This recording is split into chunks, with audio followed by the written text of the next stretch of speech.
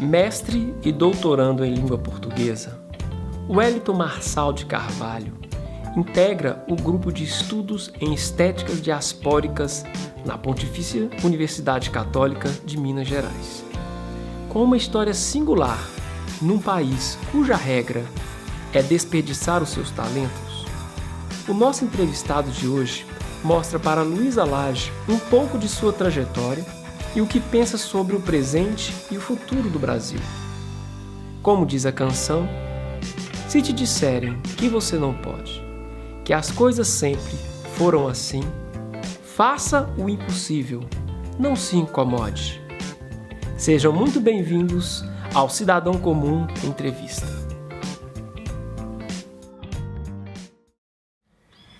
Bom, hoje o movimento do Cidadão Comum vai entrevistar o Wellington Marçal de Carvalho,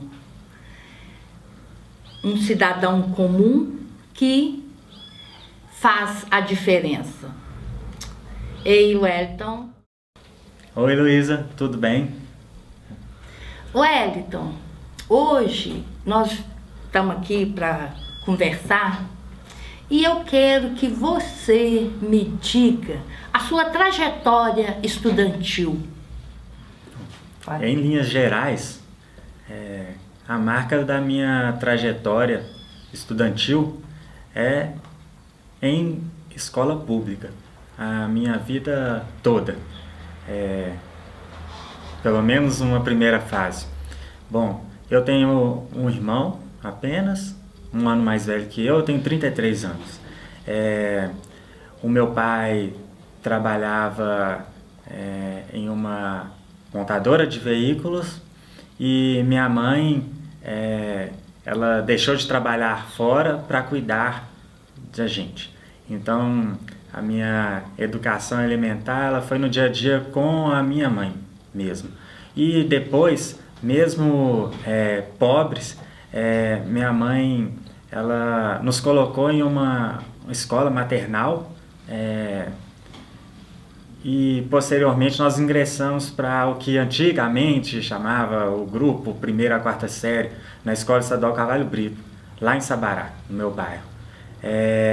Depois de quinta a oitava série e o antigo segundo grau científico, primeiro, segundo e terceiro anos, eu também fiz em escola pública, assim como meu irmão, no Presidente Dutra. E lá em Sabará mesmo? O Presidente Dutra na divisa, em Belo Horizonte. E nesse mesmo tempo eu fiz curso técnico profissionalizante no Senai, do Horto, aqui em Belo Horizonte. E eu me formei concomitantemente ao segundo grau em técnico de autos, aprendizagem de autos, algo assim. Para seguir o pai? Não necessariamente, porque meu pai ele trabalhava na linha de produção, ele era um operário, né? Com 3 turnos de trabalho, uma coisa bem desumana, mas digna, né? Sim. Foi isso que proporcionou que a gente estudasse esse tempo todo. Então ficou sempre claro para a gente que o importante mesmo para conseguir alguma coisa na vida era estudar. E disso eles não abriam mão. Mas a gente tinha um gosto também por estudar. Acho que isso foi crescendo, tanto em meu irmão quanto em mim. E quando eu terminei o segundo grau, o Senai ele tinha naquela época um programa de menor aprendiz. Então eu fui selecionado para trabalhar até completar 18 anos, numa oficina lá no alto da Barão de Melo, em veículos. E então eu estudava o segundo grau meio horário, depois ia correndo à minha casa, almoçava, pegava minhas coisas e ia para a oficina. Pegava 2 ônibus e trabalhava lá. Quanto mais eu trabalhei nessa oficina, tanto mais eu achei que eu tinha que estudar. Porque apesar de ser um trabalho digno, ali era a forma com que aqueles colegas trabalhadores eles conseguiam sustentar suas famílias, mas aquilo estava claro para mim que alguma coisa estava errada nessa forma de construir o mundo. E foi ficando mais forte para mim que sair daquele projeto de mundo só seria possível investindo mais em estudos. E assim eu fui seguindo. Eu trabalhava na oficina, recebia já o meu pagamento, e isso com a idade que eu tinha era muito bom. Mas lá na nossa casa a prioridade não era trabalhar. Assim, a gente trabalhou, eu e meu irmão, mas sim estudar. Então isso foi bom porque quando eu completei 18 anos, que é quando esse programa do Menor Aprendiz se encerra, eu pude com o meu próprio seguro-desemprego bancar a minha entrada num curso pré-vestibular. E aí foi isso que eu fiz.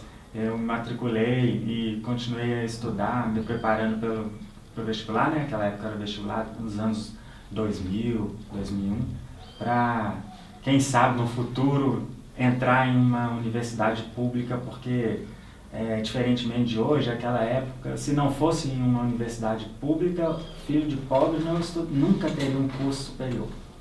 Com certeza, verdade. E você fez o vestibular em qual área? Eu um pouco sempre gostei de ler. E a biblioteca da escola em que eu fiz o 2º grau, ela tinha um acervo bem bacana, assim. Eu gostava muito de literatura brasileira, então eu ficava mais tempo na biblioteca do que necessariamente em sala de aula. E isso acho que influenciou na minha escolha pelo vestibular. Eu acabei prestando para biblioteconomia. E numa primeira tentativa eu não sabia muito bem o que era esse tal de vestibular, o que era curso superior, e isso não fazia definitivamente assim, parte do meu mundo, do meu bairro, dessa região em que eu moro, né, que eu morava. Então, mas eu escolhi cursar biblioteconomia, prestei o cursinho pré-vestibular. Eu ficava manhã, tarde e noite, porque eu estava em seguro-desemprego, e consegui passar. Wellington, você fez o vestibular em qual faculdade? A minha única opção, assim eu enxergava, né, naquela época, era uma coisa chamada UFMG, a Federal de Minas Gerais, né, Universidade Federal de Minas Gerais. Mas aquilo se apresentava como praticamente impossível, assim, para mim e para os meus colegas daquela época. O meu único contato com essa coisa chamada UFMG até então era quando aos finais de semana eu ia para a casa dos meus primos, num bairro chamado Bom Sucesso, em Venda Nova, Venda Nova, Vespasiano. E como o ônibus passava pelo Antônio Carlos, então na sexta-feira à noite eu via o campus, no domingo à tarde, quando eu voltava para minha casa, via também a placa escrita UFMG. Eu me lembro uma vez que eu falei com a minha prima que um dia eu ia estudar ali, mas assim, sem grande convicção. Eu acho que isso ficou trabalhando em mim.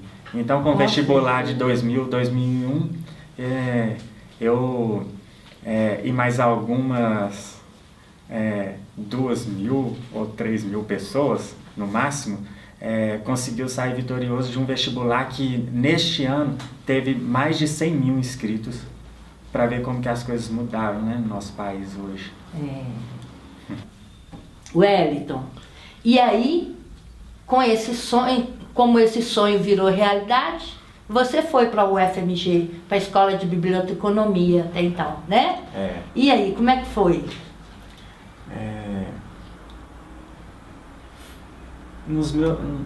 Bem nos primeiros dias de aula, naquela época tinha um ciclo básico, que era na Faculdade de Filosofia, a FAFISH. Então a gente tinha aula de noções de economia, política, sociologia, filosofia.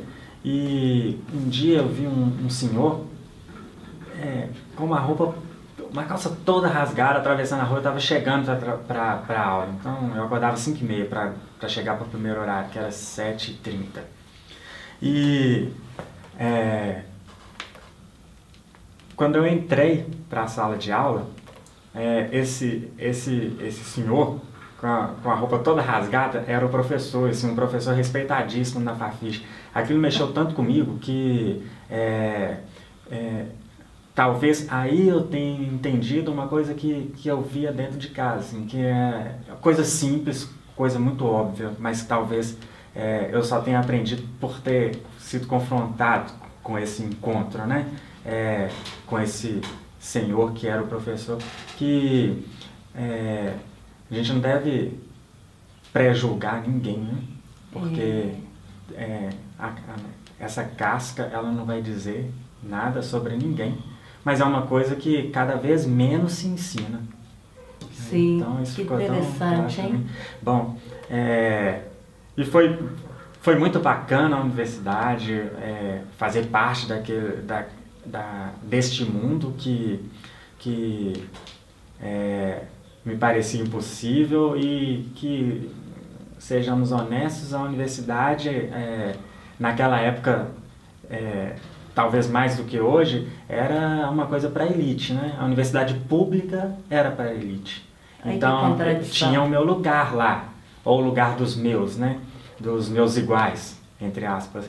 Mas era lá carregando o piano, e não enquanto usuário estudante. Bom, então eu penso que eu e meu irmão, que passamos juntos, né, no vestibular desse ano, nós fomos os primeiros de todas as gerações da minha família que conseguimos chegar nesse lugar. Muito embora meu pai e minha mãe, eles não tenham completado nem o grupo. Meu pai foi até a 4ª série, minha mãe nem até lá. Sim. Mas eles nos incentivaram a chegar até lá e com isso nós fomos rasurando, né, esses projetos que determinavam a nossa revelia, que talvez o meu lugar, eu deveria me contentar em continuar trabalhando lá na oficina. Sim. Consertando os carros, as máquinas, né? Porque essa oficina lá no Alto da Rádio consertava os carros das pessoas da Zona Sul de Belo Horizonte. Então era só carro. Pois e assim, esse lugar não é o meu. Então foi importante eu ter passado por lá, mas só passado. Eu entrei para a universidade e um pouco neste primeiro semestre de aula, a universidade entrou em um período de greve, que foi uma greve enorme, mais de 6 meses em greve. E então a gente já não teria aula. Mas um dia uma professora lá da biblioteconomia, ela entrou na sala de aula, a gente tinha só uma disciplina, convidando quem gostaria de participar voluntariamente em um projeto conjunto da Escola de Biblioteconomia com um pessoal da Faculdade de Educação que estava tentando desenhar um projeto de implantação de formação de uma rede de informação com bibliotecas para os assentamentos dos sem terra em Minas Gerais. Então, eram 6 localidades com assentamento. Eu achei aquilo muito curioso, inclusive eu pensei que aquilo, na minha forma de pensar essa coisa, universidade, elitista, sobretudo a pública, né? lembrando que eu estou tratava falando disso. de 2001, Sim. então a situação era muito diferente de hoje.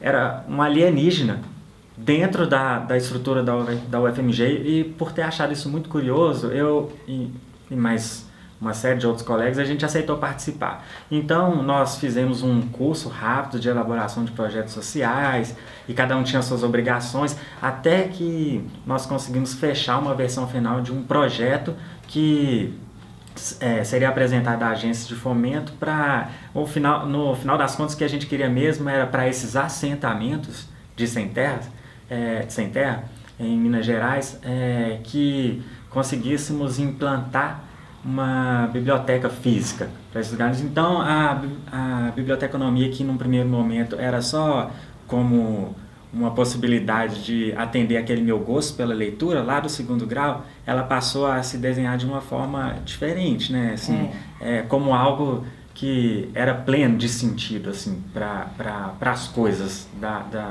da vida social. E isso foi meu primeiro choque, assim, com aquela ideia de universidade que eu tinha. E daí para lá, as coisas foram cada vez caminhando mais por esse viés. Assim. Ok. Mas foi aquele choque bom, né? Sim. Aquela coisa assim. Sim. Tem sentido, né? Pelo menos uma parte, né, das coisas, elas tendiam a caminhar por aí, né? Ok. Wellington, então, esse período de greve na universidade foi proveitoso para você? Foi, porque participando desse grupo com a professora Cida Moura, a Maria Aparecida Moura, que eu tive contato com uma bibliografia que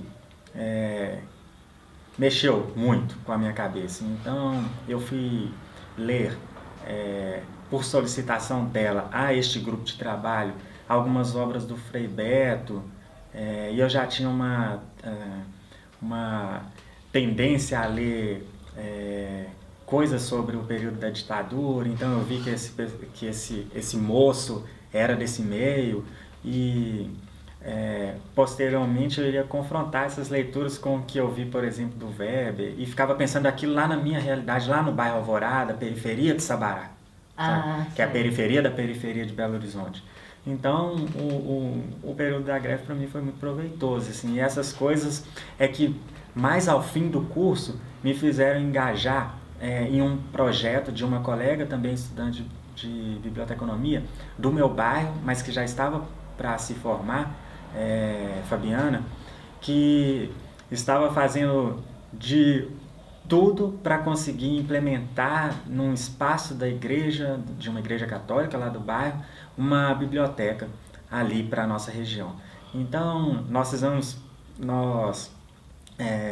fizemos uma força-tarefa, constituímos um grupo e fomos aplicar uma parte do que a gente viu na universidade lá na nossa região, na nossa casa, né? Sim. Nosso bairro. E isso foi muito, muito, muito bom. Então eu diria que a universidade, quando eu consegui aliar alguma coisa do que eu via na universidade, desconsiderando tudo aquilo que me fazia ver que a universidade não era exatamente para nós, pobres, implementando algumas dessas nossas reflexões no meu bairro, com uma biblioteca comunitária, também me fez ver que tem jeito, né? Tem jeito de mudar, assim, essas coisas que parecem que já estão tão decretadas. Sim. Muito interessante. Pois é. E aí? Formou-se em biblioteconomia. Um universitário, aquele lá que talvez pensava não ter um futuro brilhante. E aí começou outra vida. Então, antes de terminar o curso, é curioso que para o mundo do qual eu faço parte até hoje, eu teria a possibilidade muito brevemente de quebrar mais uma verdade assim, que eu tinha formado, né, na minha cabeça, que é exatamente o que a trajetória profissional pós-graduação. Quando eu estava terminando o quinto e para iniciar o sexto período, o curso eram 8 períodos. A universidade abriu um edital para concurso para vários cargos na carreira de técnico administrativo. E entre eles, o cargo de bibliotecário. Como para prestar o concurso não exigia diploma, eu fiz. Porque eu tinha certeza que eu iria só assim, vamos ver como que é um concurso, porque concurso, assim como várias outras coisas nesse nosso mundo, já é uma coisa de cartas marcadas, não tem jeito. É difícil. Exato. Aí então eu me inscrevi e haviam vagas aqui para Belo Horizonte, dentro, né, das várias bibliotecas da UFMG, e como a universidade tem um campus em Montes Claros, que é no norte de Minas, né, cerca de 420 quilômetros daqui, lá tem uma biblioteca que integra o sistema e para lá havia uma vaga. Eu quis fazer a minha inscrição para essa uma vaga em Montes Claros. Prestei o concurso, procurei a bibliografia, estudei bastante. Fui fazer a prova, tirei muitas fotos lá no campus em Montes Claros, era o Núcleo de Ciências Agrárias. Pensei, bom que eu conheço, porque eu nunca mais vou voltar, né? E um tempo depois, quando saiu o resultado do concurso, eu tinha passado em primeiro lugar. Inclusive, dos candidatos, o único que classificou para essa vaga em Montes Claros tinha sido eu. Então, fiquei muito feliz, assim, e tive que dar o meu braço a torcer, né? Sem dúvida, né? Eu tinha passado. Isso fez com que eu pensasse, bom, emprego não deve ser uma coisa muito difícil. É muito fácil de arrumar. Se eu passei, agora eu vou me movimentar para ver se eu consigo assumir essa vaga. Porque você não tinha formado ainda? Não, faltava um ano e pouco ainda para formar. Bom, me ajudou muito nessa época um novo período de greve. Então, começou assim, a ficar um pouco claro para mim também que alguma coisa acontecia para, em tempos relativamente curtos, um lugar ter que fazer greve para conseguir atingir algum objetivo. Mas como eu não fazia ainda parte desse segmento de trabalhadores, eu não tinha muito claro assim, ainda o que acontecia nesse outro mundo muito estranho para mim. Bom, eu fui me informar e eu conheci pessoas muito responsáveis com o serviço público, com o andamento da universidade, que foram me dando algumas dicas de como que eu poderia, respeitando todos os trâmites legais, conseguir o quanto antes me formar para ter o diploma, para quando, se porventura a universidade convocasse aqueles que haviam passado no concurso, eu ter possibilidade, estar apto para entrar no exercício. E eu me movimentei e consegui colar grau mesmo? E assumi o emprego e fui para Montes Claros. E deu tempo de você formar e ser convocado no concurso? Sim, deu tempo de formar. Você tem como condensar dentro do que prevê o regimento e o estatuto da universidade, e eu vi que o meu caso, ele cabia em alguns artigos desses dois documentos e, ao final das contas, deu tudo certo. Então, eu pude tomar posse do cargo e colei grau antes da minha turma, arte referendo, né? E assumi a minha função na biblioteca em Montes Claros. E aí, até então, você morava com os pais? Até então, sim, com os meus pais. E foi morar sozinho? Abandonei, entre aspas, né, tudo aqui e fui tentar a vida lá.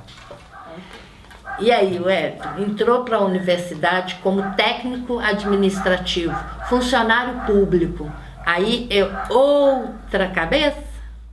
Eu tinha terminado a graduação, passado no concurso, eu tinha 20 e poucos anos, 21 ou 22.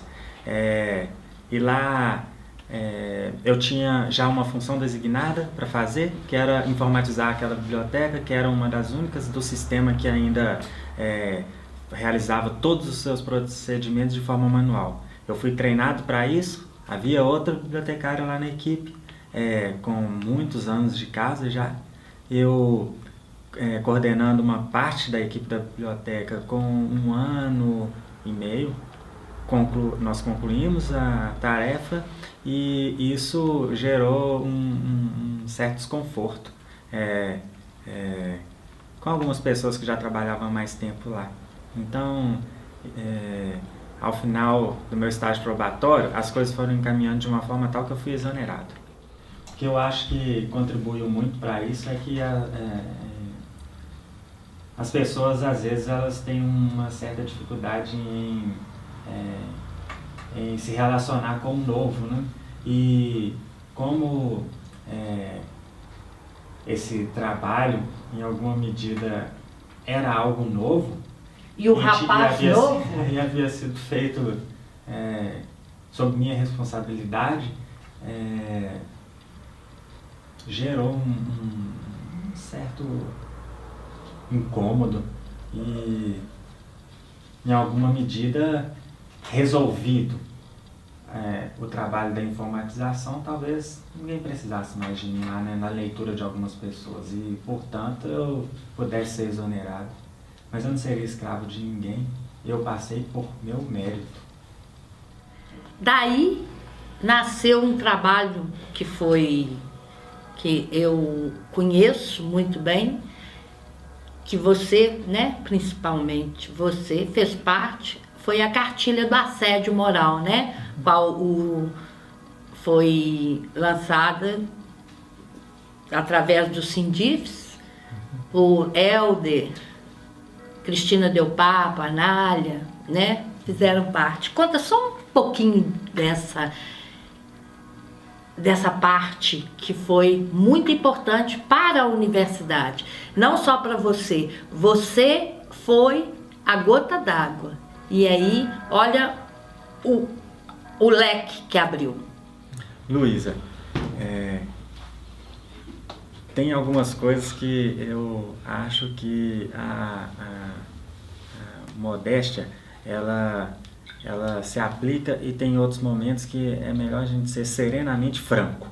E principalmente que hoje as pessoas elas estão com muita pressa para tudo, né? Então, para esse assunto que me é muito assim caro, que são essas formas, né? Essas formas de violência no trabalho, principalmente num lugar como esse das universidades, nesses espaços em que pretensamente eles surgem para ajudar a formar cidadãos, e me parece que algumas pessoas, de forma equivocada, elas, por terem gasto tanto tempo das suas vidas estudando, investindo em sua evolução pessoal, elas acabam se esquecendo que neste espaço não há lugar para nenhuma forma de violência, né? Mas como há esse esquecimento, as pessoas acabam dando guarida para que coisas como situações extremas, como assédio moral, aconteçam. Bom, dizem, porque aí eu não posso dizer mesmo, que essa minha trajetória, que é um divisor de águas nesse aspecto, contribuiu, impulsionou o sindicato, que já vinha fazendo um trabalho mais elementar, assim, uma semente de um trabalho com a questão, ela virou ponto-chave, estratégico, assim, na militância lá do Sindifes. E foi nesse período que estava se iniciando a construção de uma nova cartilha, informando o que era esse bicho, né, papão do assédio moral. E neste momento é que eu entrei. Me lembro Cristina Del Papa, que é a coordenadora geral hoje, Helder, que trabalha em Montes Claros, a Maria Clara, que trabalha em Montes Claros, a Anália, que era diretora, Vinícius, jornalista. Nós nos reunimos e tentamos construir um material que fosse mais incisivo, que fosse uma ferramenta para o trabalhador se valer para enfrentar esse tipo de violência. E a gente construiu um manual que ele ultrapassou uma simples cartilha informativa. Então ele tipificava o que era essa situação e você verificando aquele rol lá de requisitos, você conseguiria, assim, no primeiro momento, imaginar se você estava passando por aquilo e se passasse por essa situação, o que você poderia fazer, a que recorrer, como agir, e isso em nenhum outro material no país ninguém encontrava. Então nós fizemos isso, ele é considerado como uma referência hoje para várias instituições do país todo. E eu acho que isso é muito bacana, porque se é verdade que foi motivado um pouco no que aconteceu comigo em Montes Claros e no meu retorno e reintegração em Belo Horizonte, isso para mim é bacana, porque como diz uma personagem do Guimarães Rosa, é um tipo de maturidade que foi alcançada por via do sofrimento, e eu poderia ter guardado essa experiência apenas para mim. Eu resolvi a minha vida, eu vou continuar olhando só para mim e não me interessa o outro. Mas não era isso o certo. Então eu cutuquei essas minhas feridas, porque isso me machucou um pouco, e para disso compor um mosaico que possibilitasse uma construção de mundo um pouco mais feliz. E saiu esse manual. Wellington, a sua vida foi permeada entre livros. Qual o futuro do livro? Luísa,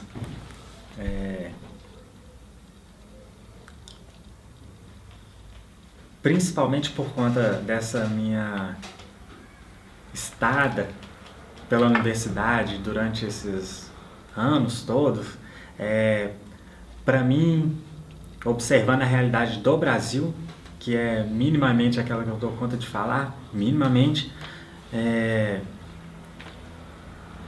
acho interessantíssimo os dispositivos tecnológicos, high-techs, e todas as possibilidades que eles ofertam e como que isso atinge as bibliotecas, colocando, inclusive, para que todos nós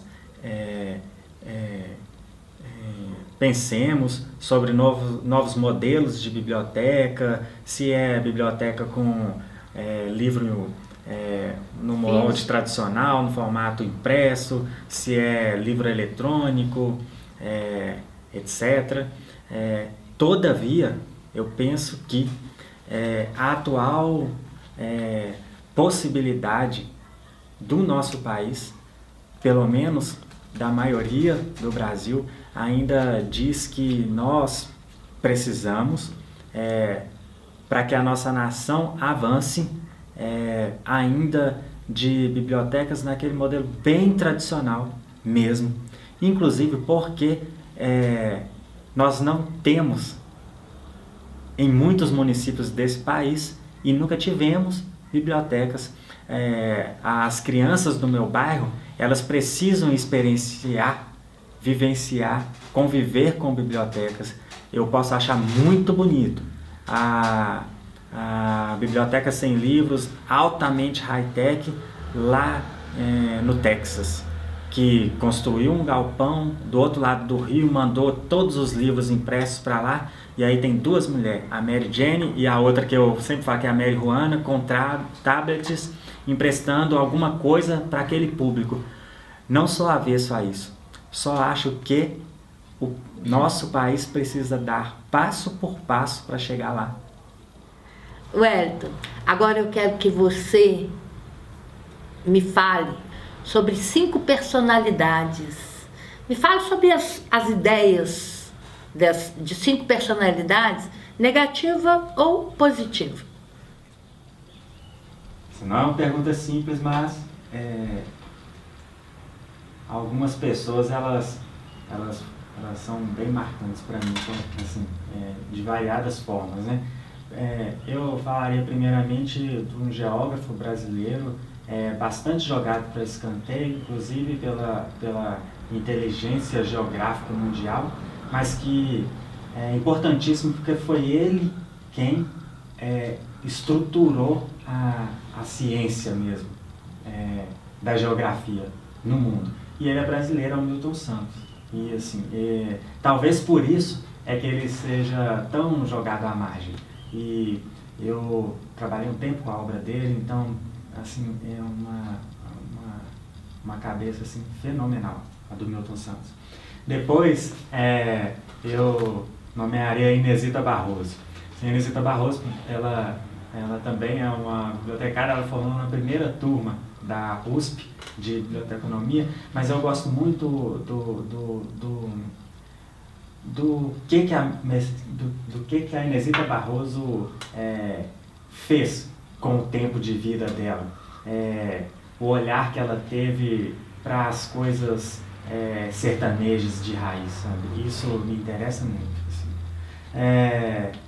Por conta dos meus estudos, mas principalmente porque quem me levou até eles foram meus avós paternos, meu avô Antônio, minha avó Maria, que um dia num especial de igreja me levou a Cordisburgo para visitar um buraco de pedra que eu sei hoje que é uma gruta, Maquiné, e foi nessa ida bem pequeno que eu conheci o Guimarães Rosa.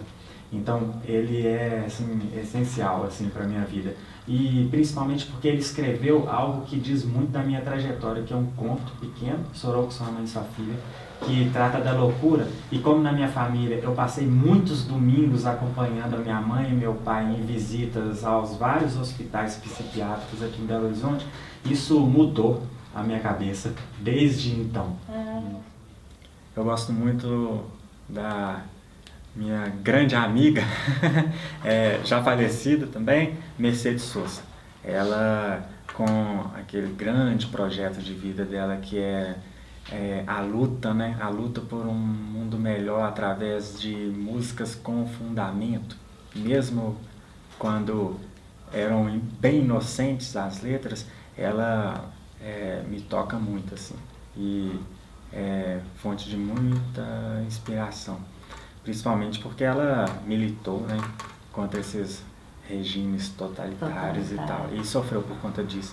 E aí eu chego então ao a minha quinta personalidade, mas todas estão no mesmo patamar, que é um colega técnico administrativo da universidade, que é o Irani Campos. Ele foi militante dentro da universidade lá na época mais dura, mais cruel, né, da ditadura aqui no Brasil, e ele sofreu muito, ele foi torturado, ele é um sobrevivente, ele é assim uma parte da história, ele é um lugar de memória, né? Sim. Para que as pessoas precisam conhecê-lo, assim, e eu tenho a honra de tê-lo como um grande amigo e ele é uma personalidade assim bem peculiar para mim.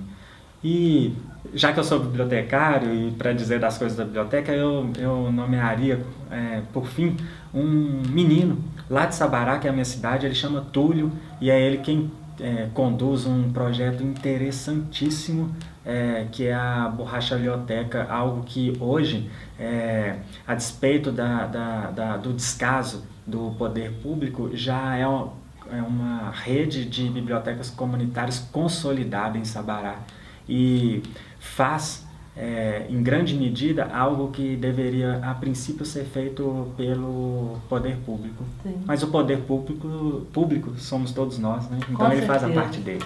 Ok. E, para terminar a nossa conversa por hoje, faça suas considerações finais. Tudo bem. Primeiramente, eu gostaria de agradecer o seu convite e a equipe do Movimento Cidadão Comum. E confesso que até agora eu não entendo o porquê que consideraram que eu teria algo assim a contribuir, mas tudo bem, eu agradeço assim mesmo. Eu tenho tentado lembrar sempre de um escritor que eu gosto muito, que é de Angola, o Landino Vieira, que também passou pelas mesmas coisas que o Irani, eu imagino, esse que eu falei anteriormente, e que ele disse, quando esteve preso num campo de concentração, lá em Tarrafal, no Cabo Verde, que ele ia continuar militando, só que através da literatura. E o que eu tento fazer é, assim como o Landino, dentro da minha esfera de atuação, seja na UFMG, em qualquer das bibliotecas, o que eu puder fazer para tentar contribuir para que as coisas do mundo elas sejam um pouco menos injustas, eu tenho feito. E por conta disso, eu pude contar com pessoas fundamentais assim, que me ajudam a cumprir esse meu plano, né? Eu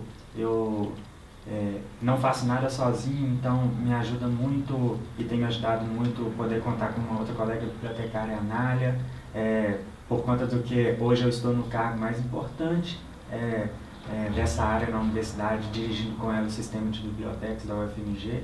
E para chegar até aqui eu pude contar muito com uma coleção de pessoas assim, fundamental, Simone, Alain, Clara, em Montes Claros, Helder, em Montes Claros, Maurício, a Cristina Del Papa, a Neide. É por conta dessas pessoas no âmbito profissional, e hoje elas são quem me faz continuar um cidadão comum. Muito obrigado. Obrigada. Bom, Wellington, como lembrança do nosso programa, você vai levar esse presente alusivo ao ECA e a tentativa da redução da menoridade. Muito obrigado, não mereço tanto. Engraçado que ele me remete às coisas que eu estudei lá na literatura. Esse olhar infantil, ele aparentemente triste, ele traduz como só uma criança é capaz de fazer a necessidade ainda de ter esperança que um mundo melhor é possível. E as crianças, elas nos lembram a todo momento que isso é possível. Eu acredito nisso muito. Acreditamos. Muito obrigada.